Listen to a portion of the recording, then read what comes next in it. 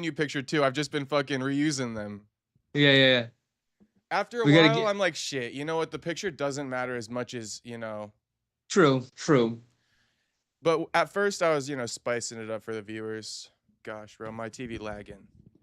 Spicing it up for the viewers. Yeah, but after a while, it's like Um, shit. You guys know me. did you? You know, It's like what? A different fucking smirk is gonna get you to click faster. You know. Look at for the homies just jumping in. For the OG homies, right? This is for the OG homies. Here we are. Um, Barry's like that he already got you, and now he ain't taking you out no more. Now I'm switching up on you. Yeah, he was whining and dining you, new pictures, new swag. Now you come home, he's in the white beater, the old t-shirt, like fucking what are you cooking, babe? Like we're not going out Super today. casual, super Oh casual. yeah, yeah.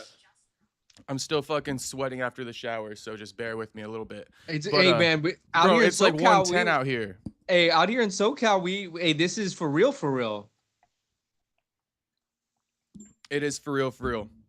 Anyway, And a lot of places don't have AC in SoCal. yeah, I just turned on the AC. I don't usually use it during the day, but after I shower, I'm always fucking like sweating and shit. Anyway, Yeah. All right, go ahead. we should discuss some of the fights. Gregory Rodriguez upset Fluffy. Yeah. Now, did we? I think I picked Gregory Rodriguez, right? You did, and I picked Fluffy. And I was saying, Fluffy gonna like outclass him and shit. He's gonna show there's levels. Yeah. So I got to eat that one. I got to take that one on the chin. You know what? And here's my initial like real reaction. I still don't see Gregory Rodriguez as becoming a champ though. Well, you know what's interesting about that is that maybe we were too high on Anthony Fluffy Hernandez initially because people are even like they were saying basically before the fight when people were telling me that Fluffy's gonna lose and I was saying Fluffy's gonna win, they're telling me like Fluffy's not that good.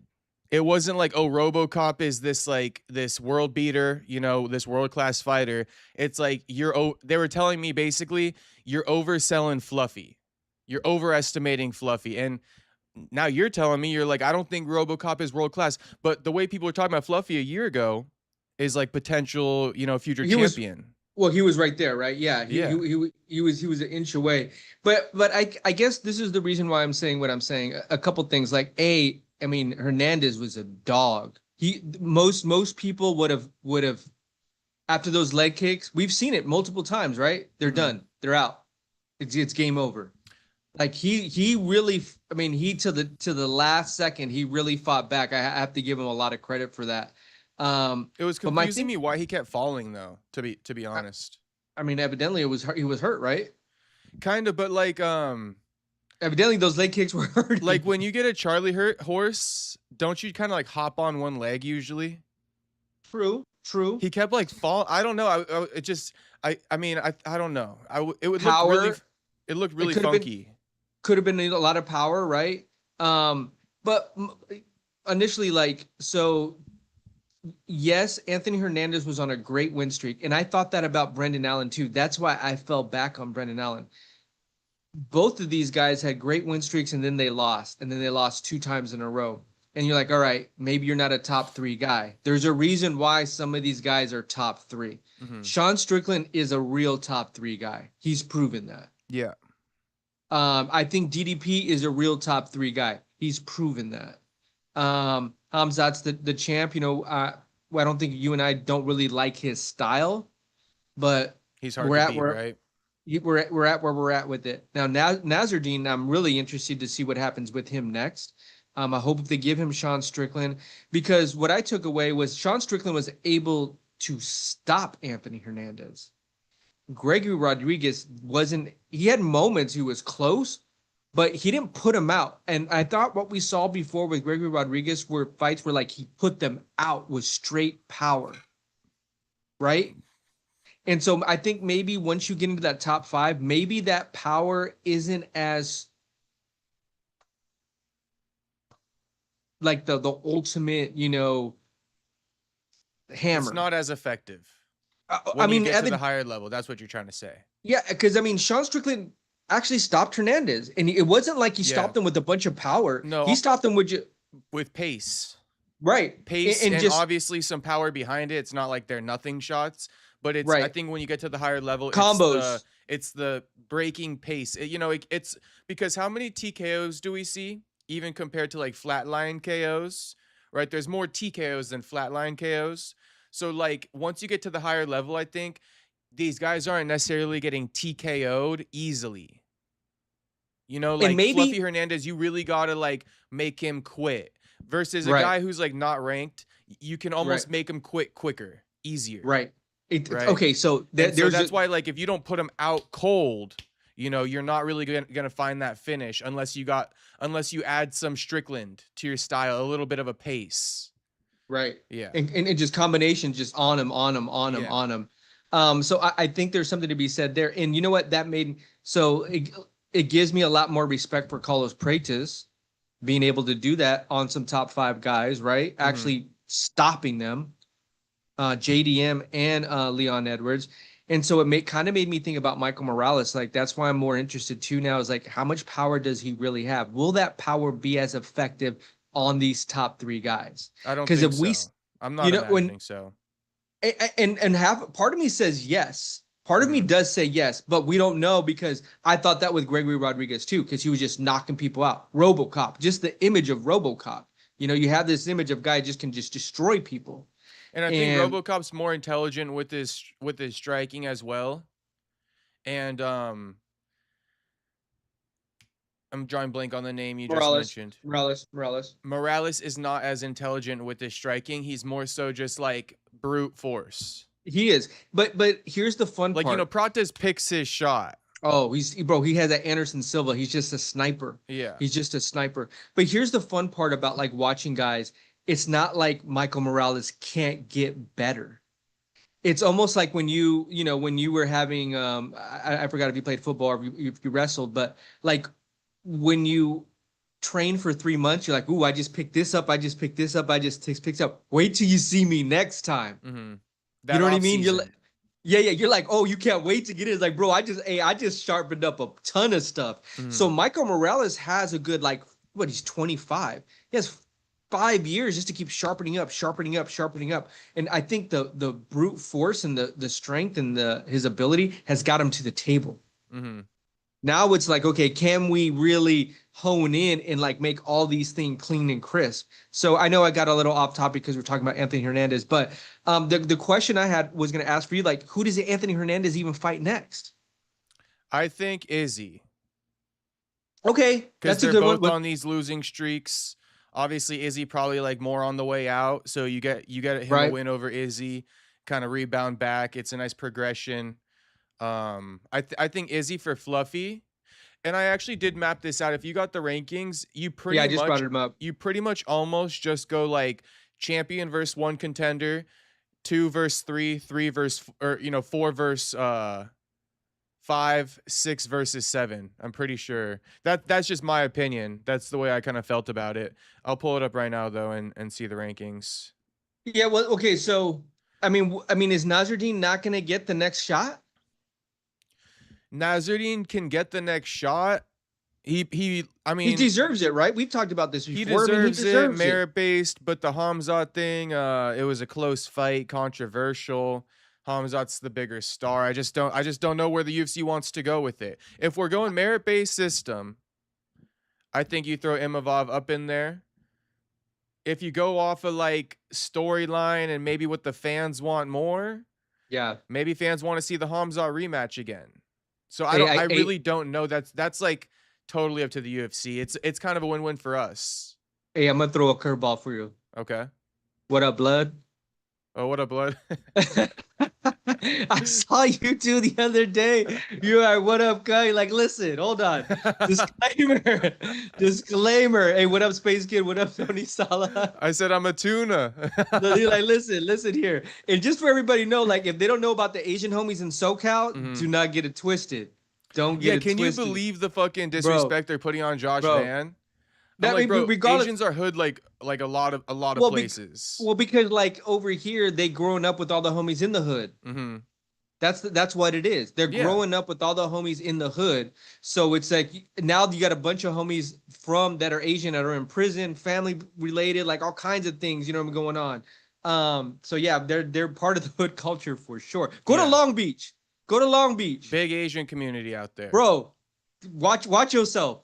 I noticed that Joaquin in St. Louis, there's like a big Chinese community out there, and one of his video editors was like Chinese or like some type of Asian, but he was also like super hood, kind of like Josh Van.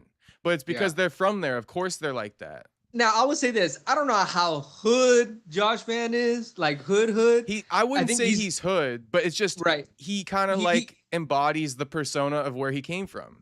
He may have a little bit of intertwined. Intertwined, whatever, you know? I don't know. Intertwined, right? Yeah.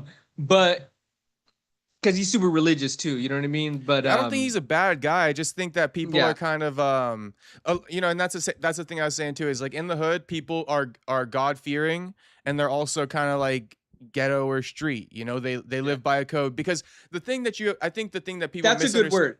He may have a little ghetto-ness in him. Yeah, and he like that's a good word. It's like this: when you come up in an area, right? Josh Van might not be a super hood from type a of set. guy. He may not be from a set, but he like, for example, when you're operating out of the city that you come from, if it's a rough area, you need to operate accordingly. If you're just happy-go-lucky, jolly all the time, you're gonna get taken advantage of. So he may not be like committing crimes and shit and super gangster, but he has to operate on a certain code of conduct that demands respect from other gangsters that he might probably like cross paths with walking into the gym, all this type of stuff. You hear shit talking, so obviously you kind of like, you take that in, you absorb it. When you have a fight coming up, it might come out of you a little bit. So I think that's what people misunderstand with Josh Van and this whole like, is he street? Is he religious? He cocomes from a rough place, and his family is very religious. So like, you're gonna get both, and it's not that hard to comprehend, in my opinion.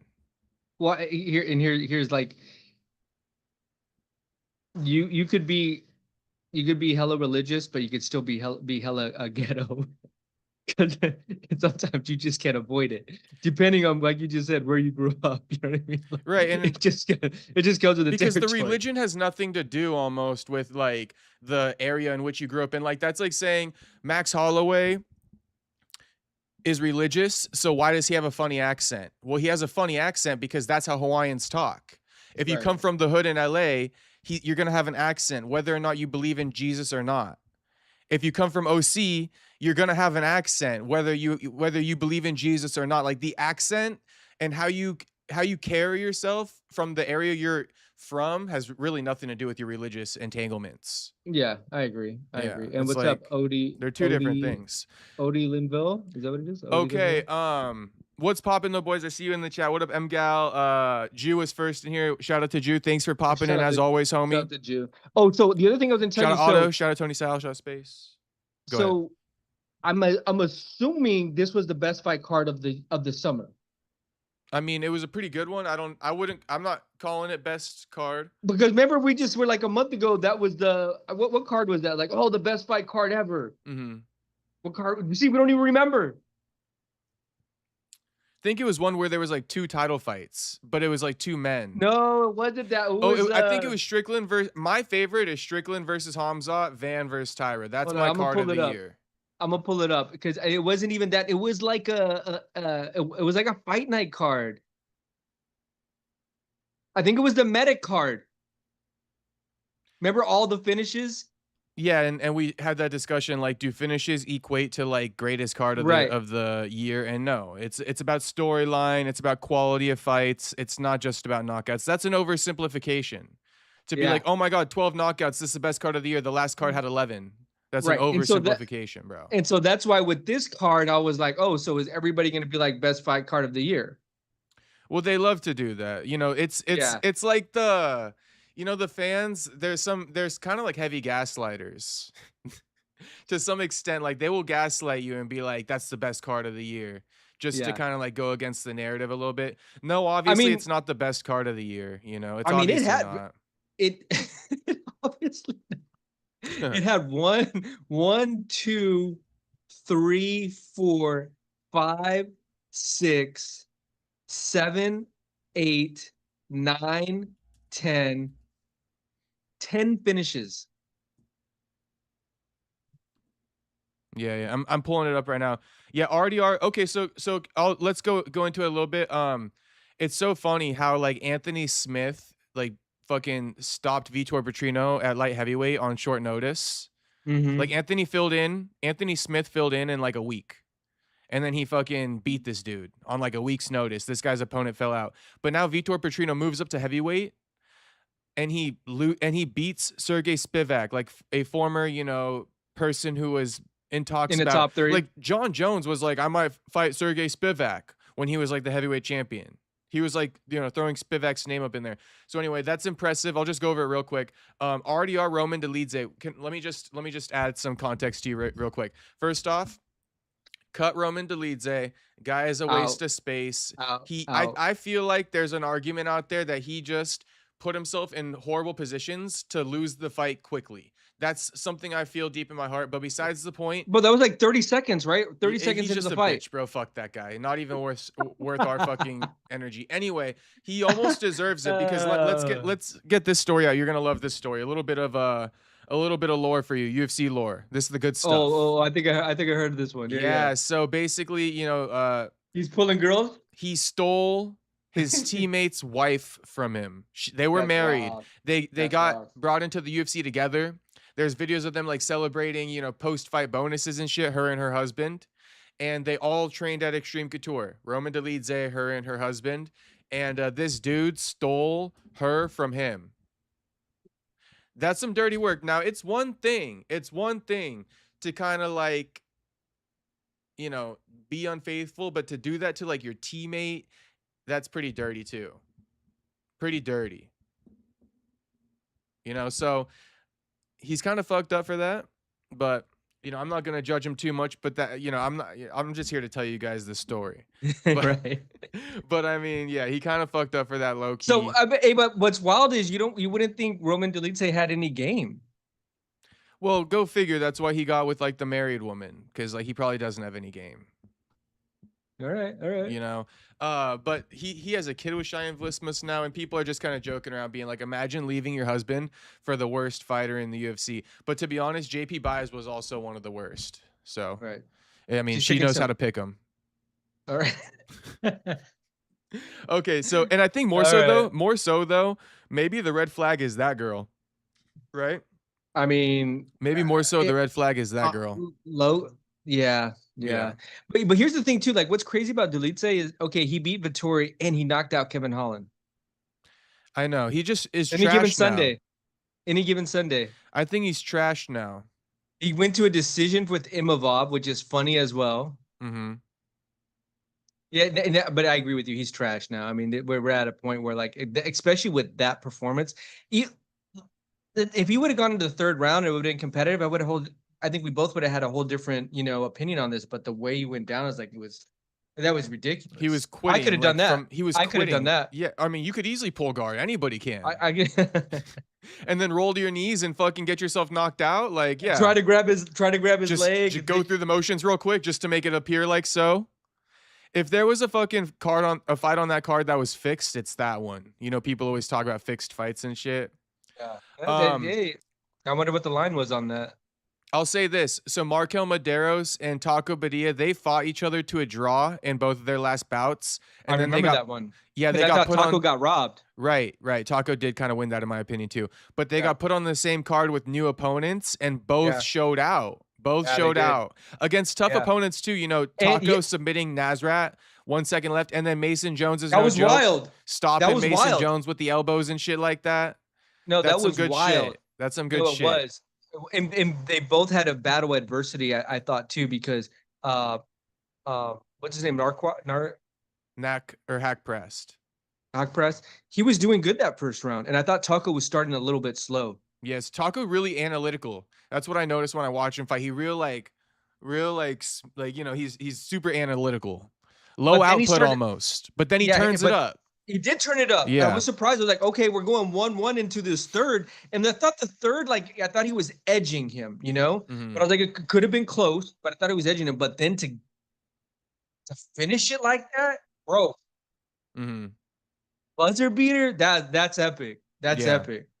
And then, I mean, that guy Anthony Wint, he obviously came off Contender Series. I know you don't keep up with Contender Series too much. I saw a little bit about the story, He's though. just a Yeah. bit of a hype train, bro. Don't even trip about him. He doesn't even belong at heavyweight. They're signing guys off the regional Oh. scene to get him wins in his debut. Let's see him fight a real guy, man. This guy, in my Give him Gable opinion, Steven? yeah, shit, give him Gable, see what happens. It won't work out good for him. You can give him the guy who just got signed off last night's Contender Series. Okay. You know, I just don't believe this guy's a real heavyweight, and he's coming in super like he's gonna be a champion. Like, no, you're not at all. You're not even built for the weight class. But okay, I mean, it's fine. So you think he's more of a light heavyweight then?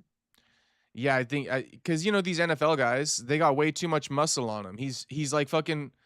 How tall is this guy? 5'11". Yeah. He's 5'11", bro. Heavyweight. That's out of pocket. Out of bounds, bro. Anyway, moving on. Congrats to Jamal Emmers. That was a good one. Don't have anything too crazy to say other than well, I guess I'll say that Cub Swanson came out and he mentioned that Larian Douglas had some type of injury. I think maybe some type of thing on his face or something. I don't recall it exactly, but my point is this is Larian Douglas, they were replaying one of his knockouts that he got stopped on the regional scene. And it was a bad he got punched and then he just kind of cowered down, like falls and cowards down. And he did the same thing in this fight. And then I was just thinking like, wow, that's like a tendency he has. He kind of like quits or something when he gets hit hard.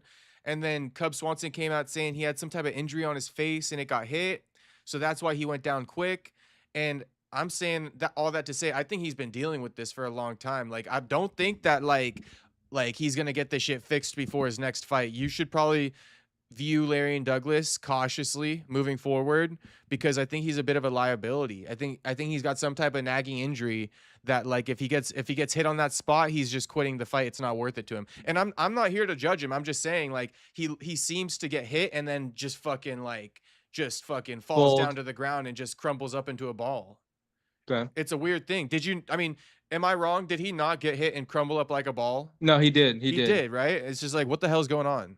And without any context behind it, I was just like, all right, I guess he got caught. You know I guess what I mean? he had like some injury on his face that got hit. Oh. But if you go on the if you probably won't end up finding it, but it was because it was trending last week. So like I don't think it's trending anymore.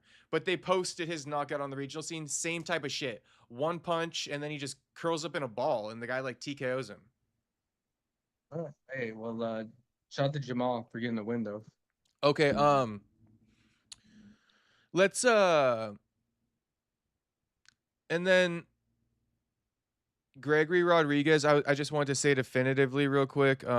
Gregory Rodriguez, in my opinion, he could fight Caio Borralho.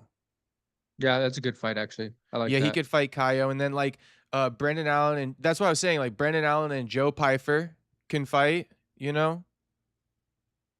Or even like DDP and Brendan Allen can fight, and then Imavov and Joe Pyfer can fight. But Yeah, actually, Imavov and Pyfer already fought, right? So, or no, Imavov and Allen fought. Yeah. See, I just don't have a lot of confidence in Brendan Allen right now. I mean, I just don't see finishes coming. It's like he fights down to the level of his opponents, and we kind of know what we're gonna get. I don't know. I mean, we'll see. We'll see. Yeah, maybe we just use Allen to like elevate the next guy he fights. So remember he fought Shabazian, and that was not an easy fight for him. No, it wasn't. It was kind of close, but then the way the judges scored it, he like seemed to like, you know, win it unanimously and shit. And he always has this imprint too, like, oh, like I completely won. I was like, oh, I don't know. I wouldn't go that far. See, for me, I would go. I like the Gregory Rodriguez versus Caio Borralho. And I think Nasruddin deserves to get the title. And I think Joe Pyfer and DDP would be a good fight. Mm-hmm. And I don't know really know where I stand with Joe Pyfer. The way I'm seeing it all is like I'm just kind of I'm of the opinion of give these 'Cause he guys almost the lost it. opportunity. Prove yourself, like win or lose. You know, win or Yeah, lose. I don't care. But here's he your almost lost opportunity. to Gavin Gastelum. Yeah, I kind of forget about that fight. It was a Yeah, boring so fight, was it not, or something? I mean, Joe Pfeiffer is really good in that first round, but he starts to slow down in that second and third, and you could see Kevin picking up his wind. Kevin was starting to build up and starting to like, beat him. And then So Joe that's Pfeiffer got Izzy out of there pretty quick, right? and Before he Izzy's was on able it, to slow down. and Izzy's kind of at this point where, Well, so that's why I say, like, Pfeiffer versus Allen. It's a slow progression. yeah, It's a slow that's a progression. Allen's a durable guy. that's doable. I Yeah. can see that. I It's can not see it's that. not that big of a step up for Allen because you're kind of like, I'm not really believing in Allen. I don't want to give him a big opportunity. You give him Yeah. Joe Pfeiffer. Yeah, I agree It's with like the that then. lowest of the name brands in the top 5. Yeah, I agree with that. Okay, and then whoever wins that, now we're kind of talking. It's like you earned your opportunity now. True. Yeah. True. Okay, and then Well, last thing is that yeah. Robocop allegedly had herpes going into the fight, a herpes outbreak. Just had to point that out. He had an infectious outbreak. So Oh. Fluffy Hernandez probably scrubbing his body as we speak. Or probably Oh. checking for some bumps on himself as we speak. Oh And then, no. Robocop was bleeding all over him and shit. Yeah. Oh no, bro. Yeah, he had a herpes outbreak, that Matt herpes. That's That wild. Ian Gary type shit, um. So he also got sick because he was on antibiotics and all this stuff, and his back locked up, and then they drained spinal fluid, and he was posting Jesus. pictures, and I was like, how does one's back lock up, and what is this spinal fluid that gets drained? Like I started thinking about my own back. I'm like, is there spinal fluid that needs to get like drained out of my back? Like how do you gauge something like that? Is that just like from taking no days off, or like no rest That's days or something? I got no answers. I just got questions. I have no answers on that either. That's crazy. There's like these syringes he posted, and it's like all this liquid. And I was looking at the yes, comments. I did see that. And they're like it's spinal fluid. He got his back drained or something from getting locked up. I'm like, this guy doing fucking squats every day or something. I was gonna say this Stan Dorsonville. Yeah, he was a prospect. You got a dog in him. The homie, he came back, right? Because he was off to a rough start, came back, took the fight on short notice. Yeah, he's big for the division. I think his first fight in the UFC. Took the fight on short notice outside the UFC, yeah. Yeah. The homie Soda Pop, who always is in the chat, he was telling me about Stan Dorsonville before the fight. So really, guy is certified. He was co-signed before the fight too. So I guess there goes everybody on the card. We shouted them all out. Kennedy and Zetchakwu. Shit, homie. Better game plan next time. I know. The arrogance. Better game plan next Better time. game plan next time, homie. I don't got nothing to say to you. Well, what would be a better game plan? Maybe putting the hands up. Maybe. Start with that. And then also pulling back. Stop fucking sticking your chin out for him to fucking hit it. I know. Two things we could work on with you. So we got UFC Shanghai, and then we also think the topics are kind of light, right? We got like fucking UFC you're right. Sacramento. There's this stuff about Aspinall retiring, but who really cares? I just put it in there. He posted that he wasn't retiring. He responded to it, but it's like, okay, I didn't believe it, homie. I don't know why you're fucking giving it so much light. Like, you really think I came across that and believed it? Like, a random report comes out. Nobody's heard from Aspinall. Aspinall, it just pisses me off. Now we're going to speak about it, I guess. It just pisses me off how, like, bro, all that it was, right, is somebody who's just piecing together old interviews, is just, like, making a little headline to start the day. Being like, oh, Eddie said this a couple months ago. Tom Aspinall still doesn't have his fight book. They're probably going to do this. And Tom Aspinall's like, oh my God, I never said that. Reports are coming out. Bro, you're giving that report so much validity for no fucking reason. Like, literally no reason. You didn't have to give it so much validity. Everybody knows that it's just some fucking noob in their basement Xing and Oing things out, putting things together on a fucking chalkboard. Like, it's not, why the fuck are you even bringing it up? I mean, but do you think puts out a public statement. I have not I have not retired from the UFC. Nobody fucking believes it, homie. Everybody thought you're still under contract. What is going on? Go ahead. Do you think the New York card's going to be Gane versus Tom Aspinall? I honestly have. I mean, I guess it's a cop out, but What it's up, James?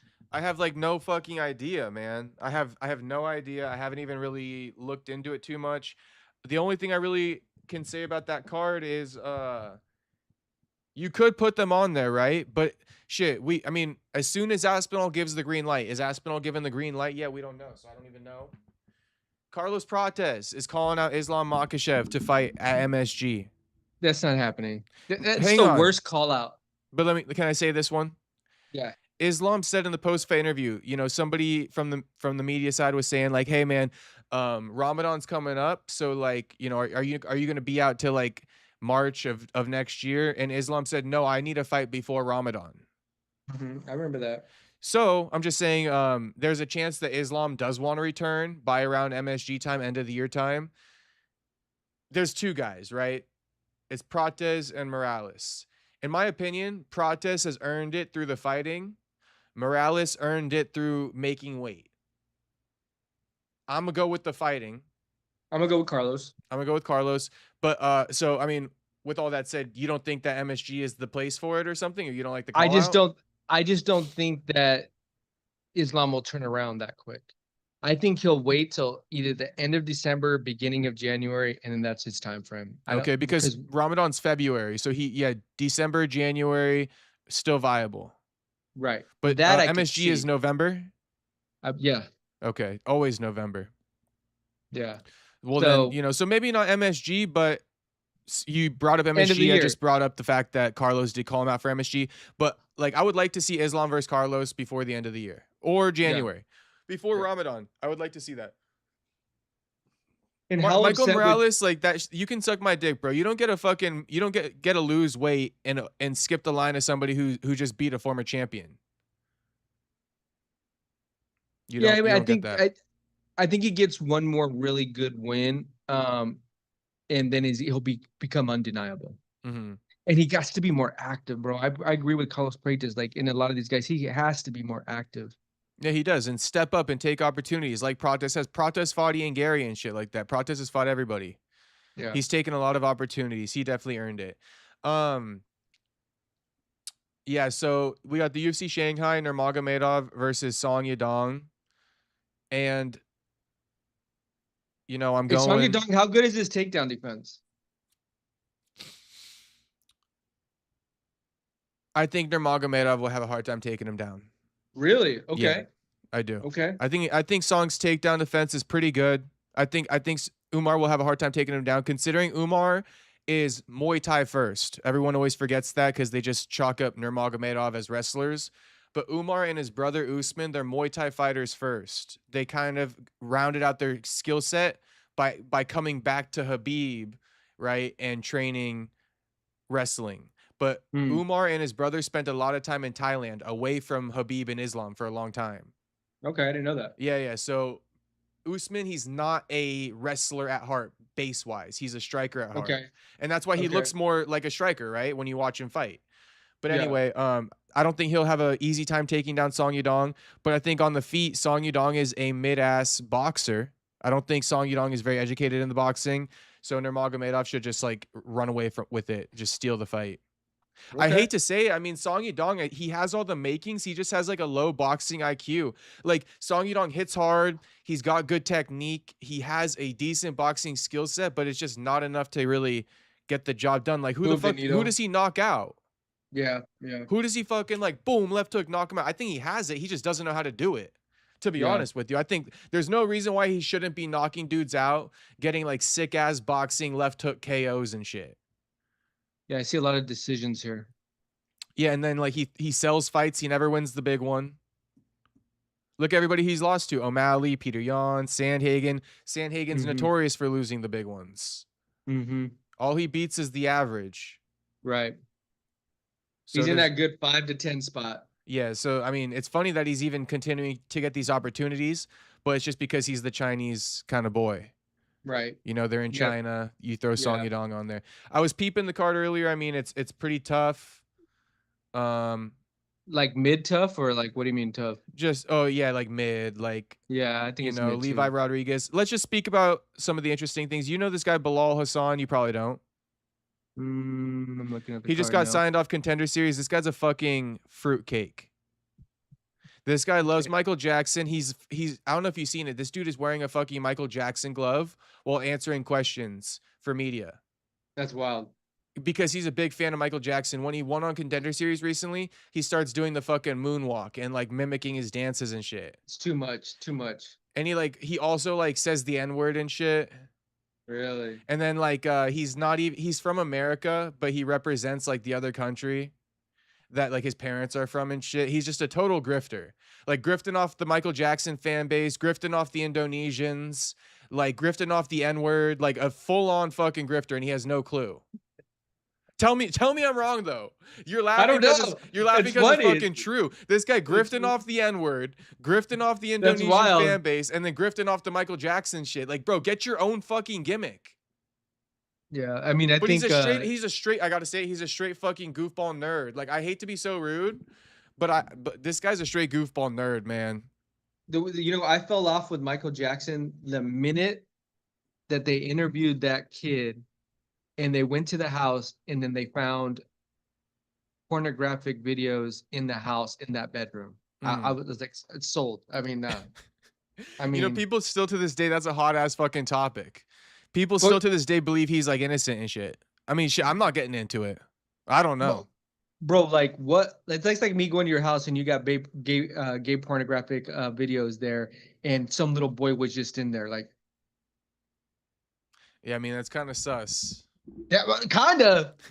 But I just heard these narratives that in the other Michael Jackson documentaries, they people say like, this is like a smear campaign. There's no conclusive evidence here. I hear that a lot, but I don't watch it. And then one of his, and no, we're going off the rails here. Let's hear it. One of his assistants was someone that he knew as a child and grew up with him.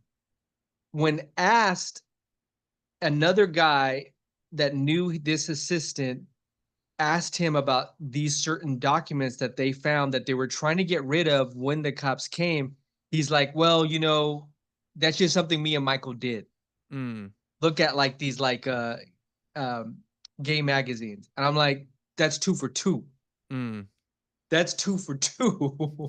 So I guess it's like he has 2 allegations. They say he's gay, and then they say he's into kids, huh? Well, to me, I don't be gay. It's the kids part. Yeah. That's my problem. That's anyway. Shit, I have no clue, but I know that. Anyway, I went off the rails here. Yeah, should we do a poll? Is Michael Jackson innocent or guilty? Let's do a poll. Sure. Is MJ innocent or guilty? Innocent, guilty.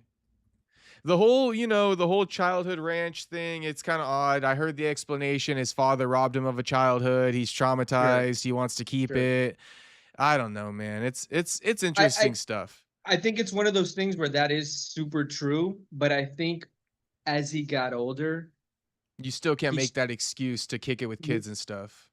And watch gay videos with them? No, bro. Come on. Yeah. You know what I mean? Like, no. Well, I think even the gay videos aside, I've heard too that he would like basically just claim to be friends with little boys. Like he's my friend.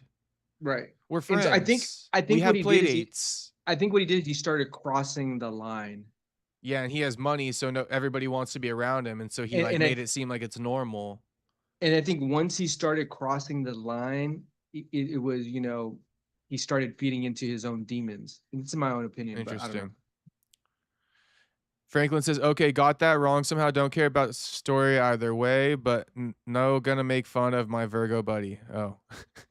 All right, Franklin. Oh, Franklin. Franklin thought Michael Jackson was a Cancer. Okay, fair enough. Oh, now he's okay. He's Virgo. Okay. Tony Sal saying old ass Gregory because he got his fucking spinal fluid drained. Unbroken says that's how you get flashbacks. Acid sits in your spinal fluid and you can trip out years later. That's wild too. Juice says he's a gay man. Talking about fucking Bilal Hassan. Guy's gay as fuck. I was gonna say though on this card, one guy that I really want to see what happens with him is Sean Woodson. Oh, he's back, huh? Where he Yeah, he's been? back.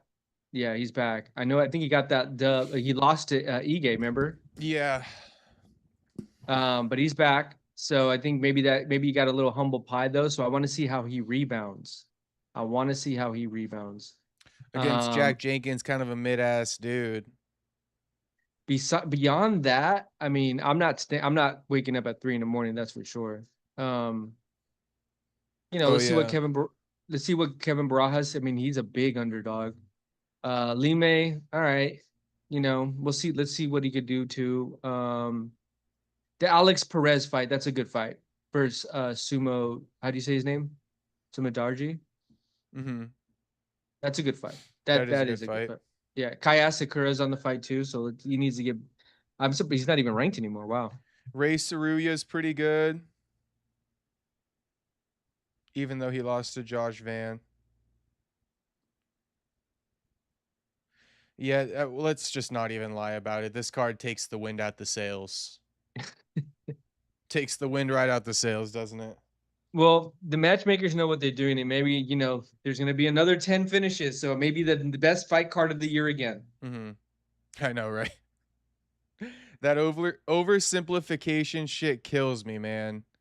It kills me that everybody knows about it. Okay, let's speak about or it kills me that everybody like rides with it too. Well, here's the thing: I mean, the UFC, and I do agree with this. The UFC knows how to put together a product. That they do know how to do. Now, did you watch that Ariel show earlier in the week when they're talking with all the guys and they're like, he goes, yeah, but it's like we get it so much. It's like we don't have time to really be excited anymore because you're just jumping to this one, to that one, to this one, to that one. You don't really get to build any type of relationship with these guys. You're getting a lot of finishes. And so they're putting together a really good product every Saturday, which I think was their goal. They knew it's not relying on the fighters, it's relying on themselves. And they knew that the matchmakers could say, okay, we got 12 fights. Can we predict 8 finishes out of these 12 fights? And they've been on a tear. That they have been. They've been on a tear. Mm-hmm. Well, it's kind of like, okay, if we're not going to give you the highest level talent, let's give them the second best thing and get some finishes going. I mean, it makes, it's a nice consolation prize. I would like to see higher level talent, right? Because it's more so, I just don't like wasting my time getting excited for people who are here today, gone tomorrow. And I feel like I'm sometimes forced to do that when it happens on such a frequent basis. Meaning like you sign these mid-ass guys on such a frequent basis that I'm forced to that's why I'm saying like that guy Anthony Wint, Bilal Hassan, like don't even trip about these guys, man. The UFC is going to make it seem like they're the next big thing. Yeah. But don't even trip on them, man. I think they know too. They know like as a product as a whole, they have this market locked down. There's nobody else in this space that's going to put together a fight card that's going to have this many finishes, submissions, and knockouts. Maybe we'll get a championship fight. We'll get a headliner fight. For the big cards, they're always going to have a championship fight. But they know those other Saturdays, they're just getting consumers to get on and watch. Right. And let's add another piece of context, which is like, let's say, because Mike Perry and Dillon Danis is this weekend, it's probably arguably a more enticing fight to watch than Umar versus Song Yadong. But aren't they charging?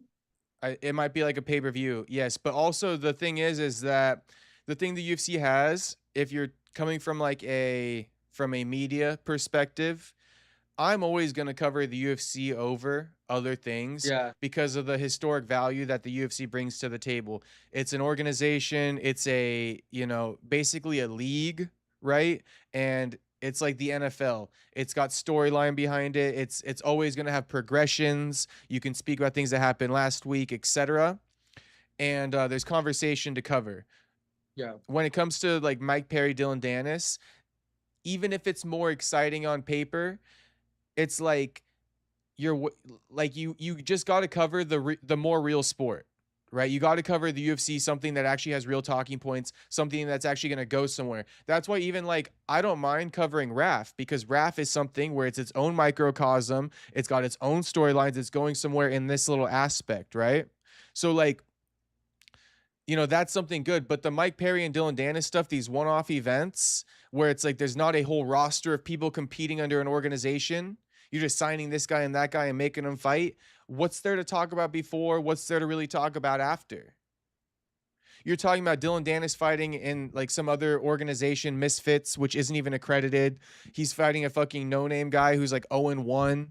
Like, this is the storyline going into the fight. And I'm just saying that's what the UFC has, is like, even if they don't deliver the best fights, they're the only show in town. They're the only real league worth covering with that offers a historical, you know, value to it. And that's something that really can't go unnoticed. That's why they're always going to get covered, man. You could put a shittier fight on here and I'm going to have to cover it, because that's the real league. That's the real sport. These other things, they're not real. They're just fights. Yeah. You know, once you make it to the UFC, you're worth covering almost. But outside of that, like, it's fun. It's fun, but I'm just saying the longevity is in covering the UFC. Even though they have the shitty fights, and that helps them, right? Because the longevity for me is in covering them. But I'm on a big tangent, but here's the catch to it. The longevity for me is in covering them, right? But then they kind of take advantage of that and don't give me the best fights so that I have the best content to react to and make. You feel me? So then I'm stuck reacting to fucking Umar versus Song and shit, or like other bad cards that aren't worth really discussing. And that's the problem. And that's why it's like the UFC, if you would build up your fighters, that helps the media, because the media are making content about these fighters. You need to make them more popular so that they're easier for us to talk to, so that they're worth talking to, so we can make some monetary value off of them. You know, but when you no sell your own fighters and then we're the ones building them up, no one wants to fucking really listen to something about Gregory Rodriguez. Unfortunately. Nobody, you know, Gregory Rodriguez won last weekend. How many views am I supposed to expect to get off of speaking about Gregory Rodriguez's win? Not very much. And that's the sad part. That's where, like, I think the UFC is really messing up big time. That's for the diehards, right? No, but it's about media and having people covering the sport. How are you supposed to make money? And at the end of the day, yes, it's about integrity, but if you can't make money, then the media is going to die out eventually, because nobody can come in and profit off of this and actually justify spending their time and efforts. You know, I'm low budget, but imagine flying out to these things, spending gas, hotel, you know what I mean? Food. Yeah. Flight. Yeah. Rental car.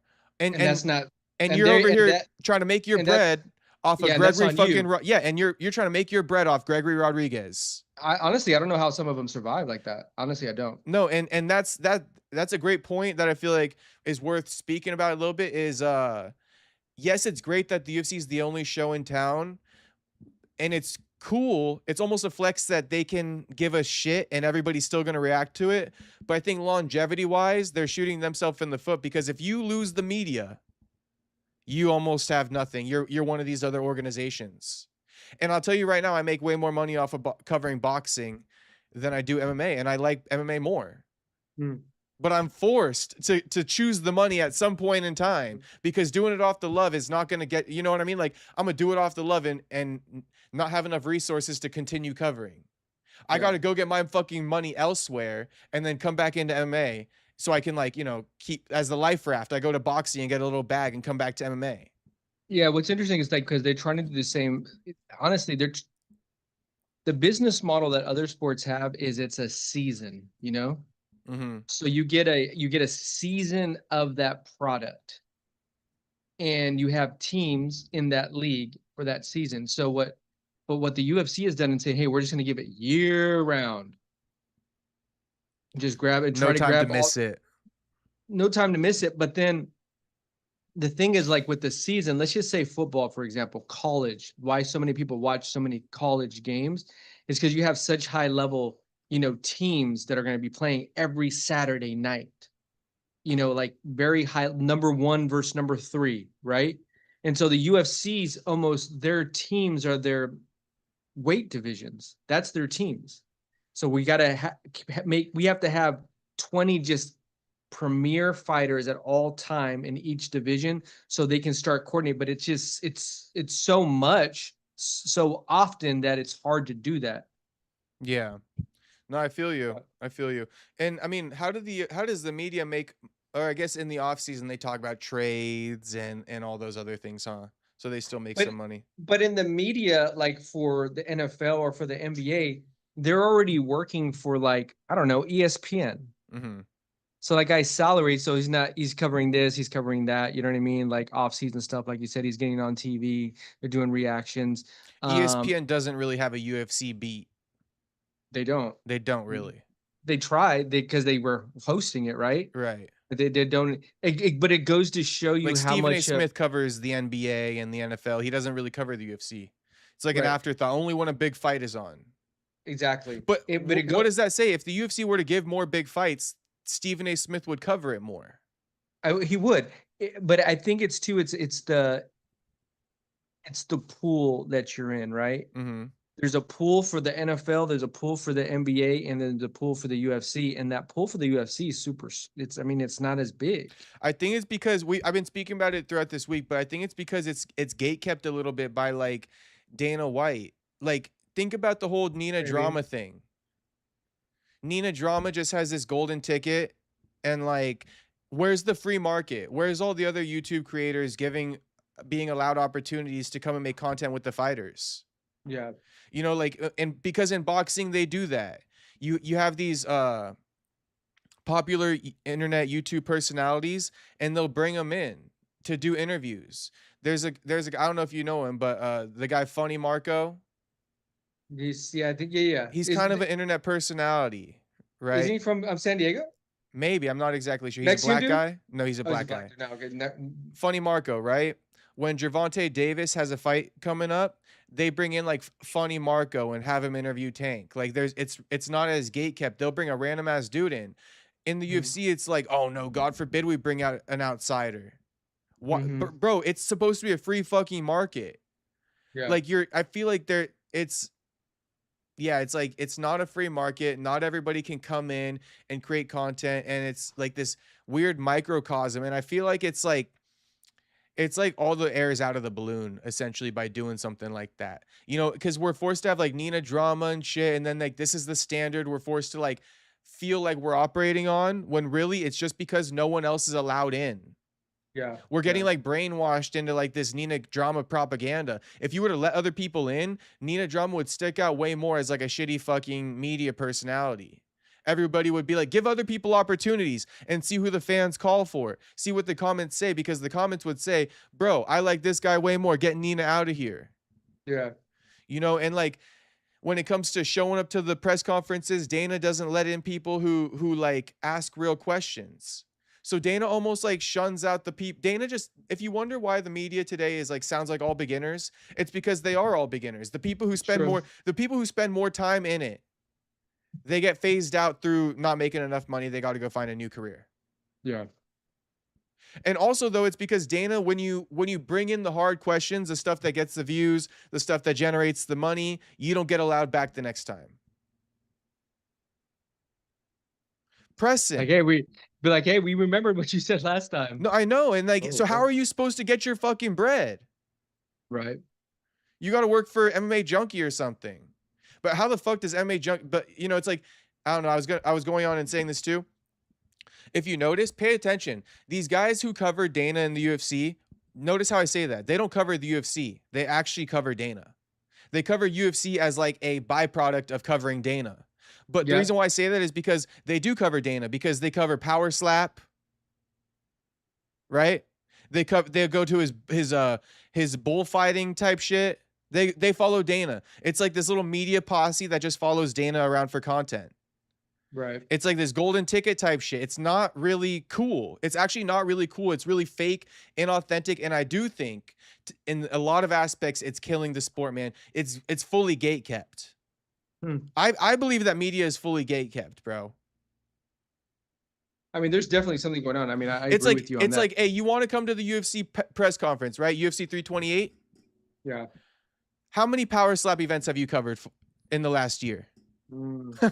Good luck, homie. Shit. You haven't even covered a power slap event. Good luck. But it's like, I'm not a power slap cover. I'm an MMA journalist. Oh, shit. You're not what we're looking for. Sorry. Yep. We don't give a fuck that you're an MMA journalist. You want to cover Dana or not? Dana does bull riding, Dana does UFC, Dana does power slap, Dana does Zuffa boxing. If you want to come to the UFC, you need to do some of these more premier or these less premier shows first. Right. Because why? Because ain't nobody going there to cover that shit. So they're fucking pressuring you into doing it. Yeah. And I'm just making shit up. I'm just making shit up, right? Literally, I am. I'm admitting I'm making shit up. But I could does that not sound logical? Well, yeah, and then not because only that, I applied for credentials and I didn't get in. Jaden, this kid Jaden Cable, who I you know, he's been doing a lot of content. He kind of reminds me of myself. He's doing a lot of interviews right now. He's gotten credentials in the past, but people almost be like, oh, you know, this guy Jaden Cable is an industry plant. He's like the next Nina Drama for Dana. And so this kid came out and he posted like a tweet and he's like, I know a lot of you guys are saying that like I'm an industry plant, but I've applied for credentials and like I've been denied the last 3 times. And this kid, I have to admit, this kid is doing good work. Like he's interviewing a lot of fighters. He deserves to have a credential. He's actually making content. He's getting denied. How many interviews did I do with Joaquin Buckley? Right. And I got featured in a broadcast on a UFC fight night for one of his main events. I got featured in a bunch of websites like MMA Fighting wrote articles about our interviews, which is all qualifications to get a media credential. Those are the qualifications. If you wanted to know how do you get a credential, you need to get published in online, you know, news outlets from your content. Yeah. And show that you're accredited, which I have. I applied. They don't give it to me. So I'm just going on a big point and saying that like the UFC, it's not this like free open market, and I think it really shoots everybody in the foot. And the fans are very like, you know, they take on Dana's personality, real nitpicky. You know, the fans aren't like, oh, you know, let's be open-minded. Let's see these new personalities come in. It's because the culture of the whole thing. I'm really starting to like fucking dig into it deep. And it's because if you contrast it to boxing, you can see it. The boxing market, as far as media goes, YouTube channels, they're booming. You know, the fans are enjoying it too. The fans like chopping it up. Here, it's cool, but if you're not the guru, you know, if you're not like one of the other big names, you really got to fucking like, you know, give an arm and a leg to really get the fan base over to you. Think about how many people are in the MMA space. There's like fucking 5. You at got the Ariel, top, you got like you know, MMA Guru, you got like a guy named Lucas Tracy, Bedtime MMA, you know, Chael, Brendan. But then you take away the non-fighters. Yeah, yeah. Or sorry, take away the guys. fighters. Yeah, I get that. And you got like 4 or 5. Yeah. You know, it's a fucking monopoly. Yeah, I got like I don't know, 10 minutes. Okay, no, I mean we're pretty much done chat? now. All right. Yeah, it's Damn Unbroken says Michael definitely likes giving oral. Oh my gosh. Song better knock Umar out. AJD says you need gas, food, water, drugs. I'm just reading out random ass chats. You guys give some shit ass chats today. I'm not even gonna lie. Like, I mean, I try to oblige you guys, and it's like, what the hell is going on? Man, Maiden's dad is friends with Dana. Parry just reams the chat. He just has no filter for the chat. Yeah, sometimes I get disappointed. No, I'm not gonna lie. I get disappointed sometimes. You know, like we're over here, we're over here talking about some serious stuff, like really breaking shit down, and like no correspondence with anything we're saying. That definitely disappoints me. Would it not disappoint you? They need to be on the mark. I mean, who the fuck are we talking to? I don't know. Anyway, there's nothing to read. Okay, Tony Sal got one. He finally says, Big Jaden, their credentials got my boy down. No, it's not that I'm down about it, because it's like you got to find a way outside of it, and I feel like I've assessed it. Well, it's more so just the culture of media. It's very low in MMA and the UFC. It's very low. Imagine this. Imagine they give you the credentials, but you have to go pay for every single one. How many times are you going to do that for? Yeah, because, well, like pay out of pocket for the Right. hotel and the flight Right. or driving. Yeah. Right. It's not worth it. It's not worth it. That's why like that's why like I've actually assessed all this stuff and people I don't really explain it very much, but why do you think that I just stay at my house all the time? Because until I can make the money, it doesn't justify it. It doesn't justify it. And like a lot of people like think that like, oh, you know, this like Jaden Cable just posted a reel, right? It gets like 100,000, 200,000 views with his latest fighter. $0 in revenue. Right. Like that's why I stopped chasing the clout on reels necessarily and went more onto YouTube. Like you have to learn how to make money and actually create a profitable business in order to like thrive in this. And as somebody who's actually probably one of the only people focused on that aspect of things, you know, I'm trying to explain that it's not that fucking easy. There's a reason why Ariel is the only person interviewing people. The sport's been around for how many years? And Ariel's 30? the only person who really gets interviews like that in the MMA space. It's not like that in boxing. Yeah. It's not like that in boxing. See, and I don't know too much about boxing to compare it to, but I mean, I know that the MMA world, it's so different from every other league. So different. Yeah, and so what you really have to do is you need what I've done, I feel like, is you have to assess the MMA world for what it is, and then you have to move accordingly. Yeah. But like, you know, there's no like because I think that people get sold this idea of how MMA works, MMA media works, and it's like it's not, you know, like people think that interviews, like people like interviews and people like want interviews and they think that that's a real good form of validation, but it's like it's a negative endeavor, to be honest with you. Unless you have a real name to the table, it's a negative endeavor. Well, the thing is like as you build this in media, in the beginning stage, because it can come in stages, right? You're dying for interviews. Because you think it's going to get you the validation, but then once you swim in that pool for a little bit, you realize that like, oh, there's nothing really here. Like it will get you to a point, right? But then as you to a point, and then what you realize is like, okay, I got to actually build a base of people that are going to actually interact and follow me, and like I can start dropping content because I can discuss any topic without the interviewer. Yeah, because it's too inconsistent to go from like, you know, a Joaquin Buckley interview to a Phil Rowe interview. Like, you know, you have to have like your own fan base, which is what a lot of people don't realize. So it's not about, even True Silence goes, go apply under MMA Junkie or like the Mac Media shit. It's like, it's not about that. It's really not about that. But even if you go do that, you most likely going to have to go pay to get to that point. It costs too much money. Yeah, so in the beginning, let's say you just get in the game like, oh man, I just got my credentials. I'm flying here, I'm flying there. Imagine you go to 12 shows at the end of the year. Imagine you did all that work, and let's just say you got your page to, I don't know, 5,000 followers. You're still going to be at what you just said earlier, 0.0. When it comes to dollars coming in. You got another 5,000 just to get monetized on TikTok. You need 10K followers. Right. But you paid your dues for sure. That you did. But then you're going to get to a point, it's like, all right, now what am I going to do? Like, am I going to go pay another year to go to all these events? It looks cool on paper. Like super cool on paper. Super cool on paper. But let's add another layer to that too, because at least Ro's liking it. Shout out to Ro. But let's add another layer to that. The fact that like if you don't have an exclusive ticket to be getting content, right? If you don't have an exclusive ticket, meaning like having backstage private one-on-one interviews. Because if you're one of these people who shows up to the media scrum, we've been over this before, you're recording the same video that the other 30 people in the room are recording. The same press conference that the other 30 people in the room are recording.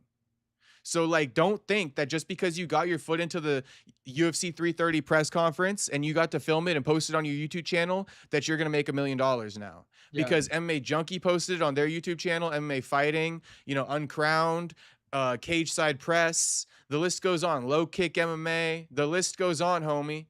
And all those views, all those fans go there first before you. So really, you're not even going to succeed if you make it and you get a credential to the press conferences. You still wouldn't even succeed if you're talking about being independent and shit. But even like when you work for MMA Junkie, you think MMA Junkie is like footing the bill on all this stuff? No, you got to foot the bill somewhere. Yeah, I mean, and I think we talked about this before too. I mean, do you think MMA Junkie is giving someone a salary of, I don't know, $40,000 a year? I'm pretty sure not. I'm pretty sure not. No, yeah, they're not. They're not. So anyway, Tony Sal says MTK got that premium air conditioning. You getting a little sweaty in there? A little bit. That's all right. Shit, it's fucking hot. Franklin says none of this shit matters. UFC is any now. Just keep making these calls. I will help you if need. Shout out to Franklin. Franklin is my guy. Franklin always helps me out. Much What love city to you Franklin. from, Franklin? Where's Franklin from? Yeah, where are you from? I mean, Franklin says UFC has 0 fighters. It's all about the pick'em calls. Franklin says I just need to keep breaking down fights and giving my opinion and proving myself. I agree, Franklin. I do agree. I think I got to keep, breaking down fights and proving myself.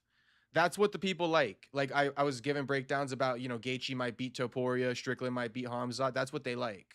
Yeah. It's about time. You got to put your time in. The problem is you need to know what to put your time into. Yeah. And usually you don't know what to put your time into without wasting a little bit of it first. So anyway, at least, I've dabbled in all of it. So I've done the interviews, I've done the solo work, I've done it all. Oh, man. Yeah. You cut your teeth. Yeah, so I kind of know what brings in dollars and what doesn't, and the whole optics of everything. Franklin's in Frankfurt, Germany. Franklin in Frankfurt. Nah, True Silence is answering for him. We need Franklin to answer. Jim Lotus will foot the bill. Yeah, Jim Lotus. We need Jim Lotus to get me like a fucking hotel or something. I'm kidding. Just totally trolling now. Okay. Now I'm just fucking yapping. We might as well just fucking end it. I think I'll go live in a second, boys. I'll chop it up with you guys. If you want to, though, like if this chat's going to be slow as fuck, then I'm really going to be upset going on a vertical live. You know what I mean? And wasting my fucking time. Is that too much to ask? When Parry goes full Rambo on the chat, you got to tune in. Those are the best dreams.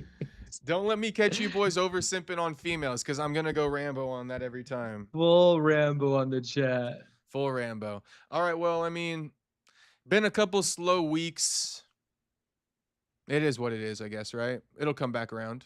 Well, I mean, the Din Thomas was the big story that, that finally died down, right? Mm-hmm. You think Sean Brady should be like, hey, I don't want Dean Thomas in my corner? 100%. Kinda, right? 100%. Yeah, what's funny to me about that real quick is that Sean Brady kind of, when he got asked about it, it seems like Sean hadn't even confirmed that Dean's going to be in his corner. But Dean's over here like, I'm in his corner. I need that bag. I need that payday. Yeah, so. Nah, if I'm Sean, I'm like, nah, bro, I'm good. Mm-hmm. Oh, I was going to say this. Just the last thing real quick. I'll be quick about it. Contender Series last night, there's this new guy, Ronald Humphrey. Black dude, 170, super shredded for the weight class, from Atlanta, Georgia.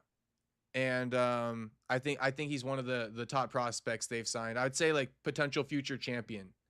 Give him Neil Magny? Give him Neil Magny, give him anybody.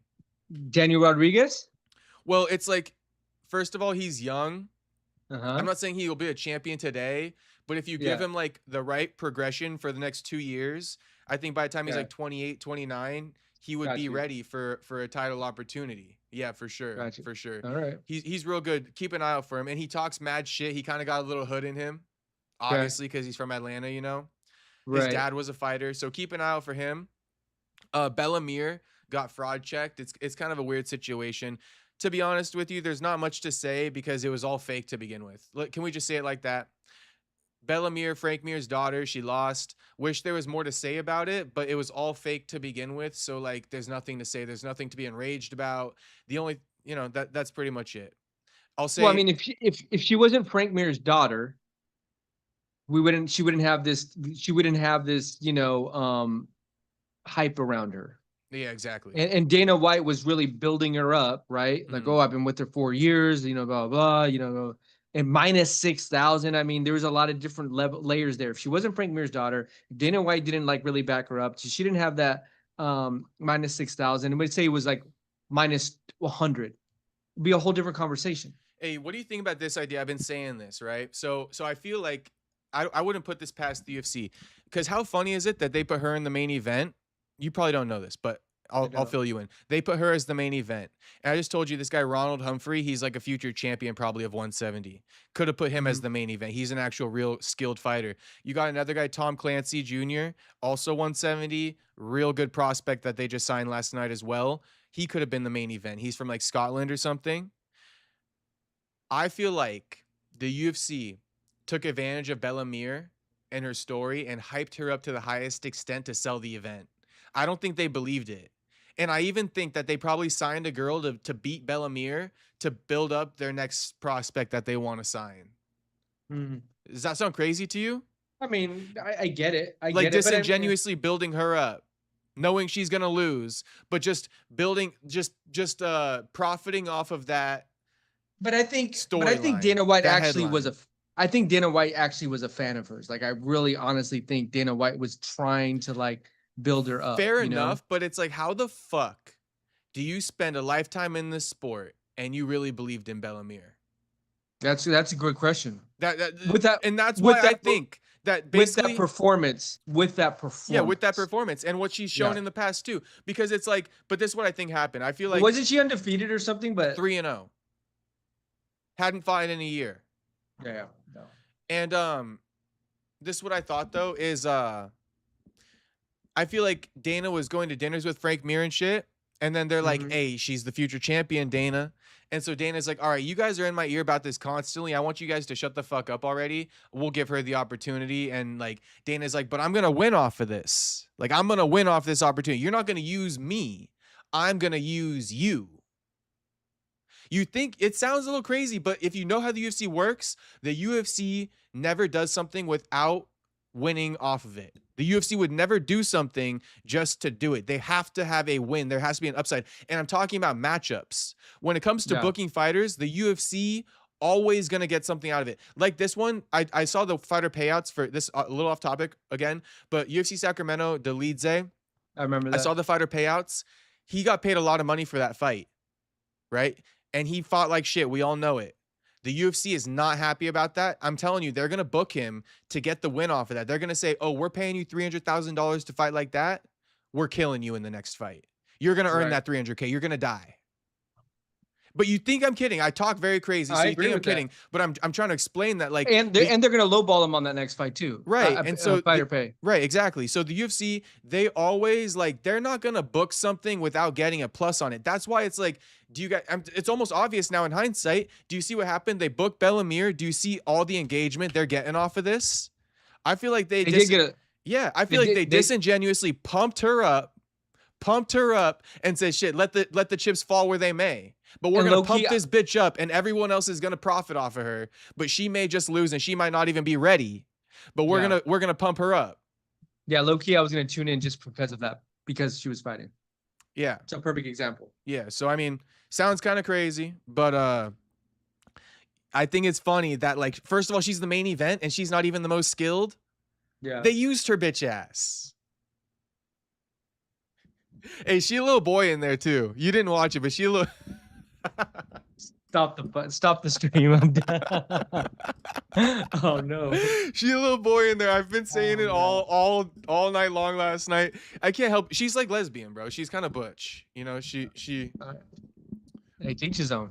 What's the word? She is stud. She is stud. It's okay. I'm just embracing it. I'm not hating on it. She could be a stud, but she definitely a little stud. All right. She a little stud. Tony's alternating the crying, laughing faces, the two of them. He says, sheesh. Okay. Oh, Kevin from Chicago says, I'm currently bricked up. Okay. Rose says, Kevin, what the fuck? The Joe Silva special.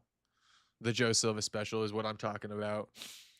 Matchmaking 101, you feel me? Yes. Franklin says, not even a little crazy. Okay. Shout out to Franklin. Thank you, homie. You know I mean it. And then Franklin says, great channel. Oh, last thing. Tony South says, how about Mama? I know. This is when I'm on a good one, when it's like 30 last things. This is the last one. Tony South says, how about Mama Mir chiming in? So the mom Right. went on social media and she was saying like, this is what she's saying.